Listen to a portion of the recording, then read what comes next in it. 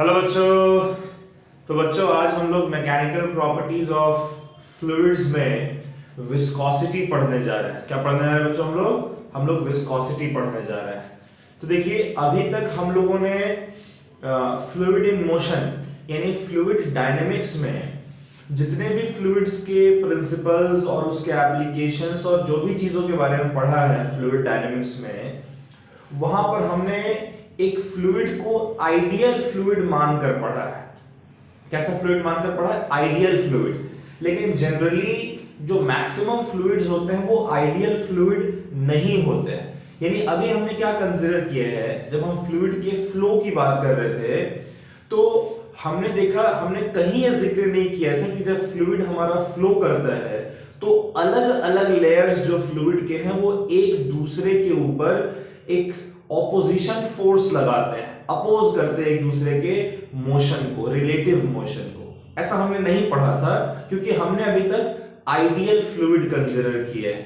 लेकिन एक्चुअल में जो अधिकतर फ्लूइड्स होते हैं वो आइडियल फ्लूइड नहीं होते हैं, और जब फ्लूइड्स फ्लो करते हैं तब वो एक दूसरे लेयर्स के ऊपर एक अपने मोशन को अपोज करते हैं। ये जो अपोज करने के लिए जो फोर्स लगता है ये एक तरीके से इंटरनल फ्रिक्शन फोर्स की तरह होता है। जिस तरीके से किसी भी दो सरफेस के बीच में रिलेटिव मोशन होने पर फ्रिक्शन उस रिलेटिव मोशन को अपोज करता है, उसी तरीके से जब किसी भी रीजन के थ्रू फ्लूइड्स फ्लो करते हैं तब उसके जो लेयर्स कांटेक्ट में होते हैं एक दूसरे के, वो अपने बीच में किसी भी तरीके के रिलेटिव मोशन को अपोज करते हैं। ये जो इंटरनल फ्रिक्शन लग रहा है जो कि फ्लूइड्स के रिलेटिव मोशन को, अलग अलग लेयर्स के रिलेटिव मोशन को अपोज करता है, उसे हम लोग विस्कोसिटी कहते हैं। इस इंटरनल फ्रिक्शन फोर्स को विस्कोसिटी कहते हैं। यानी फ्लूइड जब किसी भी रीजन में फ्लो करता है तब उसके अलग अलग लेयर्स जो हैं उनकी स्पीड अलग अलग होती है, जिस वजह से उनके बीच में एक रिलेटिव मोशन होता है। उस रिलेटिव मोशन को अपोज करने के लिए जो लेयर्स हैं वो एक दूसरे के ऊपर एक फोर्स लगाते हैं, उस फोर्स को हम लोग विस्कोसिटी कहते हैं। इसको समझने के लिए बच्चों मैंने देखिए यहाँ पर डायग्राम बना रखा है। ये पहला डायग्राम देखिए। ये पहला डायग्राम क्या है कि हमारे पास एक कंटेनर है, जिस कंटेनर में नीचे एक स्लैब प्रेजेंट है और ऊपर भी एक स्लैब प्रेजेंट है। ठीक है, एक कंटेनर है, नीचे एक स्लैब है, फिर उसमें ऑयल भरा हुआ है और ऊपर भी एक स्लैब रखा हुआ है। तो अब समझिएगा कि एक तरीके से समझिए कि दो स्लैब्स है और उन दोनों स्लैब्स के बीच में हमने ऑयल को सैंडविच कर रखा है ना, यानी उसके बीच में प्लेस कर रखा है। और ये सिस्टम हमारा कुछ इस तरीके का है कि नीचे वाला जो लेयर है, ठीक है, नीचे वाला जो स्लैब है, नीचे वाला जो लेयर है उसकी वेलोसिटी जीरो है। नीचे वाले स्लैब की वेलोसिटी कितनी है बच्चों? जीरो, यानी कि नीचे वाला स्लैब रेस्ट पर है। और ऊपर वाले स्लैब पर F फोर्स लगाकर हम उसे V वेलोसिटी के साथ आगे की तरफ मूव कर रहे हैं। तो कायदे के अनुसार अगर नीचे वाला स्लैब रेस्ट पर है तो नीचे वाले स्लैब से लेकर ऊपर वाले स्लैब तक बहुत सारे लिक्विड के, फ्लूइड के लेयर्स होंगे ना। तो वो लेयर जो कि इस नीचे वाले स्लैब के कांटेक्ट में हो, यानी बॉटम मोस्ट लेयर जो है वो चूंकि उस स्लैब के कांटेक्ट में है जो कि रेस्ट पर है, इसीलिए जो बॉटम मोस्ट लेयर है उसकी वेलोसिटी भी जीरो होनी चाहिए, उसकी स्पीड जीरो होनी चाहिए।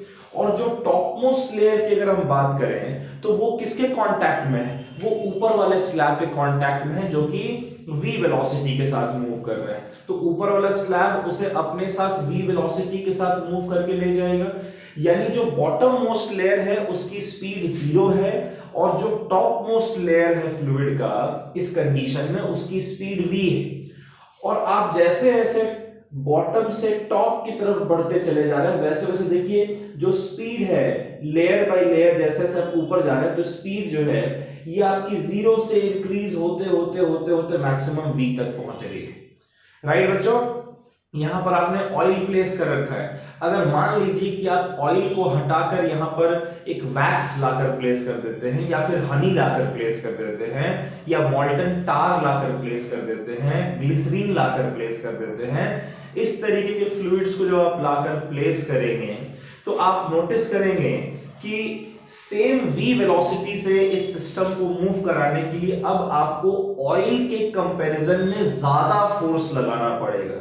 ठीक है, इसका क्या मतलब बनता है कि भाई अगर आपको ज्यादा फोर्स लगाना पड़ रहा है, इसका यही मतलब हुआ कि जो फ्लूइड के जो लेयर्स हैं वो एक दूसरे के ऊपर ज्यादा ऑपोजिशन लगा रहे होंगे, यानी उस पर्टिकुलर फ्लूइड की जो विस्कोसिटी है वो ज्यादा होनी चाहिए। तो हनी की जो विस्कोसिटी है वो चूंकि ऑयल से ज्यादा है, इस वजह से जब आप यहां पर हनी को प्लेस करेंगे तब इस फोर्स की वैल्यू ज्यादा होगी, सेम v वेलोसिटी से v स्पीड से मूव कराने के लिए अपर स्लैब को, देन एज कंपेयर टू जब आप यहां पर ऑयल प्लेस करेंगे तो हनी की विस्कोसिटी ज्यादा है। क्लियर है? अब समझिएगा होता क्या है, जैसे मान लीजिए कि मैं 3 लेयर आपको शो कर रहा हूं, एक ये लेयर है, एक ये लेयर है और एक ये लेयर है। ठीक है, इन तीनों लेयर को समझिएगा कि नीचे वाले लेयर की स्पीड कम है और ऊपर वाले लेयर की स्पीड ज्यादा है as compared to the middle layer. जो मिडिल लेयर है उसकी जो स्पीड है वो नीचे वाले लेयर के स्पीड से ज्यादा है ना, जैसे जैसे ऊपर मूव कर रहे हैं वैसे वैसे स्पीड हमारी इंक्रीज होती चली जा रही है। तो बीच वाला लेयर जो है उसकी स्पीड नीचे वाले लेयर से ज्यादा है, लेकिन जो ऊपर वाला लेयर है उसकी स्पीड बीच वाले लेयर से भी ज्यादा है। ठीक है, यानी कि नीचे वाले लेयर की स्पीड कम हो गई बीच वाले लेयर से और ऊपर वाले लेयर की स्पीड ज्यादा हो गई बीच वाले लेयर से। तो अब देखिए होगा क्या कि जो बीच वाला लेयर है क्योंकि वो ज्यादा तेजी से मूव कर रहा है एज कंपेयर टू नीचे वाला लेयर, तो इसलिए नीचे वाला लेयर जो वो क्या कोशिश करेगा कि जो बीच वाला लेयर है वो उसके साथ साथ मूव करे।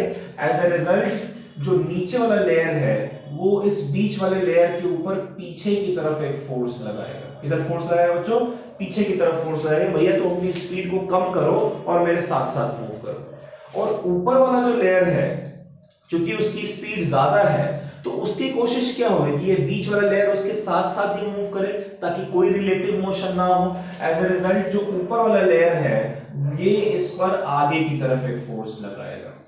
ठीक है, लेकिन होता क्या है बच्चों की जो ऊपर वाला लेयर है वो ज्यादा फोर्स लगाता है क्योंकि उसकी वेलोसिटी ज्यादा है और नीचे वाले लेयर की वेलोसिटी कम है इसलिए वो कम फोर्स लगा पाता है। एज ए रिजल्ट इस बीच वाले लेयर के ऊपर जो नेट फोर्स है वो आगे की तरफ होगा और नेट फोर्स आगे की तरफ होने की वजह से ये लेयर जो है वो आगे की तरफ मूव करता है। फिर वैसे ही अगर आप इसके ऊपर एक और लेयर बना लें तो ये वाला लेयर जो कि इससे धीरे धीरे मूव कर रहा है इसलिए पीछे की तरफ इस पर फोर्स लगाएगा और ऊपर वाला लेयर जो कि ज्यादा तेजी से मूव कर रहा है इसलिए इस पर आगे की तरफ फोर्स लगाएगा। अब ऊपर वाले का फोर्स ज्यादा होता है इसलिए ये लेयर भी आगे की तरफ मूव करेगा। लॉजिक समझ पा रहे हैं बच्चों आप लोग? क्लियर है यहां तक आप लोगों को? ठीक है, तो एज ए रिजल्ट ये पूरा का पूरा सिस्टम जो है इस तरीके से आपका आगे की तरफ मूव करता है जहां हर नीचे वाले लेयर की जो स्पीड है वो अपने ऊपर वाले लेयर से थोड़ा कम है। आप बॉटम से टॉप की तरफ राइज करेंगे तो वेलोसिटी जो है लेयर बाय लेयर इंक्रीज होती चली जाएगी और हर लेयर अपने पड़ोस वाले लेयर के ऊपर एक फोर्स लगाता है ताकि रिलेटिव मोशन ना हो। उसी फोर्स को हम लोग फोर्स ऑफ विस्कोसिटी कहते हैं। क्लियर है बच्चों? अब समझिएगा जरा। अच्छा, उसी तरीके से अगर आप पाइप की बात करें, देखिए मैंने पाइप में वाटर के फ्लो की बात की है। पाइप में क्या होता है कि सिलेंड्रिकल पाइप है, ये पाइप का वॉल है, ये पाइप का वॉल है और बीच में पाइप का एक्सेस है। तो देखिए वॉल्स पर, वॉल तो जो पाइप का जो बाउंड्री है, जो वॉल है वो तो रेस्ट पर है। एज ए रिजल्ट वो फ्लूइड जो कि पाइप के वॉल के कांटेक्ट में होगा वो रेस्ट पे होना चाहिए। अब जैसे जैसे आप वॉल से एक्सेस की तरफ बढ़ते चले जाएंगे वैसे वैसे जो फ्लूइड के फ्लो की जो स्पीड है लेयर बाय लेयर वो इंक्रीज होती चली जाएगी और जब आप सेंटर पे पहुंचेंगे यानी एक्सेस पे पहुंचेंगे तब वेलोसिटी जो है आपका मैक्सिमम होगा। यानी पाइप के केस में, सिलेंड्रिकल पाइप के केस में जो वॉल्स है वहां पर जो फ्लूइड के फ्लो की स्पीड है वो 0 है और एक्सेस पर जैसे जैसे एक्सेस की तरफ मूव करेंगे स्पीड इंक्रीज होती चली जाएगी एंड एट द एंड जब आप एक्सेस पर पहुंचेंगे वहां पर स्पीड जो है इट बिकम्स मैक्सिमम। यहां तक आप लोग लॉजिक समझ पा रहे हैं बच्चों विस्कोसिटी का? ठीक है, चलिए इसके आगे फिर हम लोग देखते हैं। देखिए हमने यहां पर क्या कंसीडर किया है, हमने कंसीडर किया है कि शुरुआत में हमारे पास जो लेयर है वो ABCD था। इनिशियल लेयर जो है फ्लूइड का वो हमारा क्या था बच्चों, इनिशियल लेयर जो हमारा है वो हमारा है ABCD, और डेल्टा टी टाइम के बाद, after delta t time of application of force,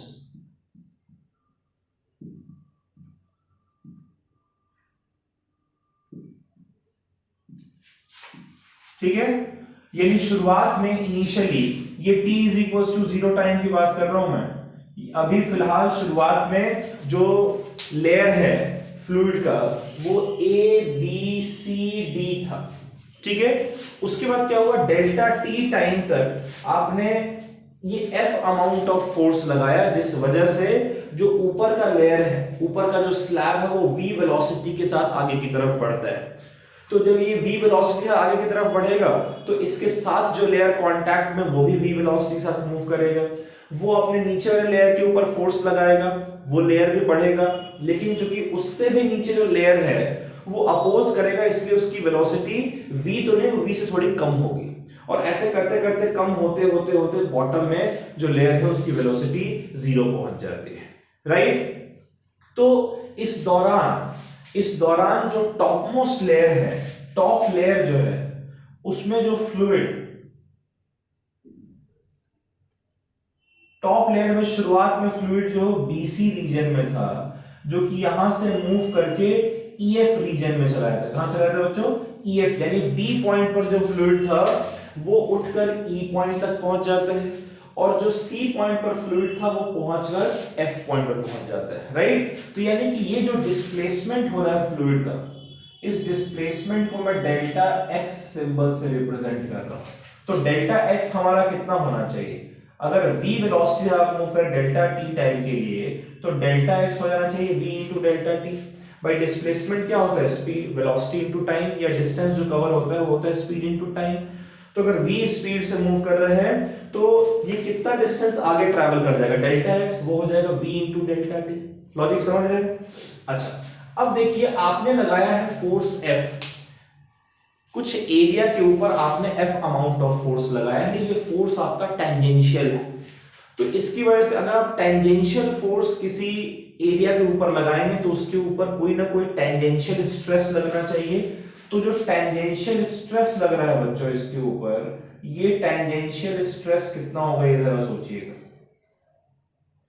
tangential stress होगा force per unit area of the slab, और इसके कॉरेस्पॉन्डिंग टेंजेंशियल स्ट्रेन जो आ रहा है वो टेंजेंशियल स्ट्रेन कितना होगा, अगर डिस्प्लेसमेंट डेल्टा x है तो डेल्टा x डिवाइडेड बाय इस लेंथ को हम लोग L मान लेते हैं, तो कितना हो जाएगा tangential strain delta x upon L। अच्छा, अगर ये सॉलिड होता तब तो हम लोगों ने पढ़ा था कि भाई अगर सॉलिड होगा तब स्ट्रेन जो है वो डेल्टा x बाई एल होगा, और एक लिमिट तक आप स्ट्रेन पुट कर सकते हो, उसके बियॉन्ड या तो वो परमानेंटली एक प्लास्टिक ऑब्जेक्ट बन जाएगा या तो उससे पहले ही वो रीस्टोर हो जाएगा, यही पढ़ा था हमने। लेकिन लिक्विड्स के केस में या फ्लूइड्स के केस में ऐसा नहीं होता है। फ्लूइड्स के केस में देखा गया है कि ये जो स्ट्रेन है ये टाइम पे डिपेंड करता है, यानी कि स्ट्रेन जो है जैसे समय गुजरता चला जाता है वैसे वैसे स्ट्रेन भी चेंज होता चला जाता है, तो उसको हम लोग कहते हैं टेंजेंशियल स्ट्रेन रेट। फ्लूइड में क्या होता है, टेंजेंशियल स्ट्रेन नहीं होता है बल्कि टेंजेंशियल स्ट्रेन रेट होता है, जो कि हो जाएगा equals to delta x upon l into delta t. अच्छा, क्या यहां से हम लिख सकते हैं v is equals to delta x upon delta t, right बच्चों। तो delta x upon delta t आपका होगा v, और ये हो जाएगा v divided by l। Clear है बात। देखिए होता क्या है कि इनिशियली लेयर जो है वो ABCD रीजन में था, आपने टॉप मोस्ट लेयर पर F अमाउंट ऑफ फोर्स को डेल्टा t टाइम तक लगाया, जिस वजह से ऊपर का लेयर जो है वो BC रीजन से EF रीजन में आ गया, यानी B रीजन में जो पार्टिकल्स थे वो E रीजन तक पहुंच गए। उस दूरी को, जो डिस्टेंस कवर हुआ है उसको मैंने डेल्टा x कहा है, जो कि v इंटू डेल्टा टी के बराबर होगा। तो यहां से v आपका आ जाएगा delta x upon delta T. अब नोटिस करिए कि आपने इस पूरे लेयर पर एक टेंजेंशियल फोर्स लगाया है जिसके कॉरेस्पॉन्डिंग एक टेंजेंशियल स्ट्रेस प्रोड्यूस हो रहा है F/A। और जब भी टेंजेंशियल स्ट्रेस होता है तब एक टेंजेंशियल स्ट्रेन प्रोड्यूस होता है डेल्टा x/L। लेकिन सॉलिड्स के केस में तो टेंजेंशियल स्ट्रेन प्रोड्यूस होता है, लेकिन फ्लूइड्स के केस में ये जो टेंजेंशियल स्ट्रेन है ये टाइम के ऊपर डिपेंडेंट होता है। ये टेंजेंशियल स्ट्रेन नहीं बल्कि टेंजेंशियल स्ट्रेन रेट होता है। तो इसलिए डेल्टा टी से मैंने डिवाइड करके delta x upon delta t आपका v था तो v अपॉन एल आ गया। अब मैं एक टर्म डिफाइन करने जा रहा हूं कोएफिशिएंट ऑफ विस्कोसिटी। क्या डिफाइन करने जा रहा हूं बच्चों? Coefficient of viscosity.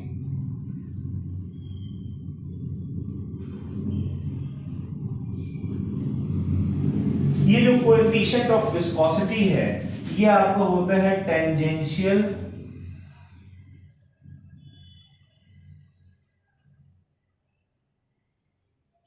Stress divided by tangential strain rate. चलिए इसको मैं टेंजेंशियली पूरा लिख दे रहा हूं।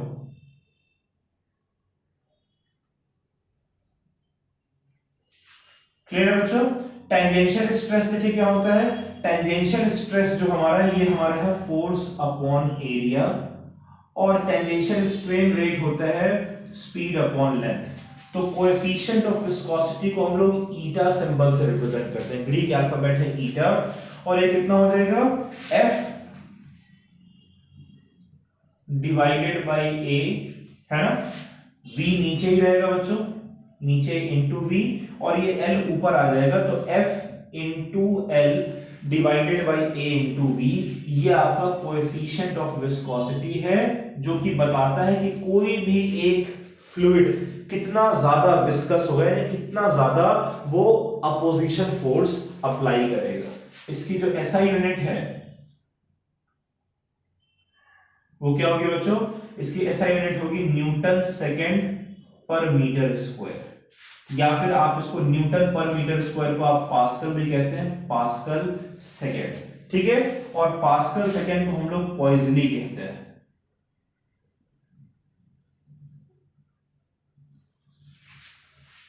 कैसे आया इसका यूनिट?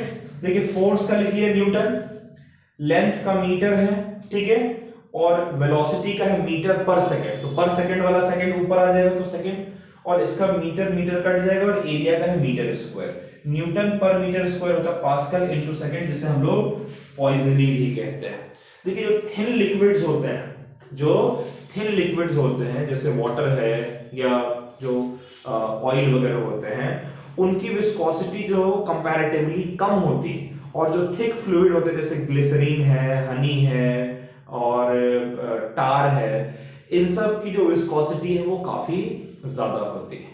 जैसे जैसे आप टेम्परेचर को बढ़ाएंगे, ये भी एक चीज है दिमाग में रखिएगा, जैसे जैसे आप टेम्परेचर को बढ़ाते हैं वैसे वैसे जो लिक्विड्स हैं उनकी विस्कोसिटी कम होती है टेम्परेचर के बढ़ने के साथ, और जो गैसेस हैं उनकी विस्कोसिटी जो है वो ज्यादा होती है टेम्परेचर के बढ़ने के साथ।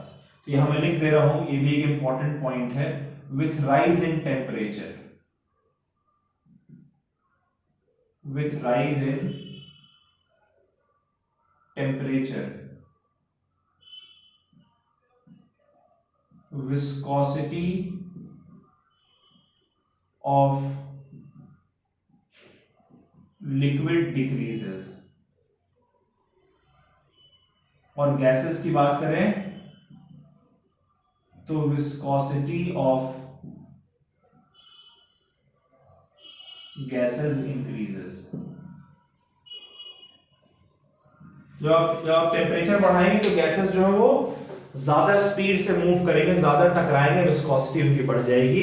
लेकिन लिक्विड्स के साथ क्या होता है कि टेम्परेचर के बढ़ाने पर वो एक्सपैंड हो जाते हैं तो उनके पार्टिकल्स जो दूर दूर चले जाते हैं, रिलेटिव मोशन उनका कम हो जाता, रिलेटिव जो फ्रिक्शन है वो कम हो जाता है, विस्कोसिटी जो उनकी डिक्रीज हो जाती है।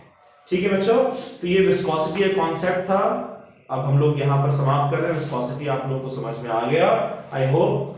जो अगला जो हम लोग थ्योरेटिकल पार्ट पढ़ने जा रहे हैं वो हमारा होगा स्टोक्स लॉ, जो कि आगे हम लोग डिस्कस करेंगे।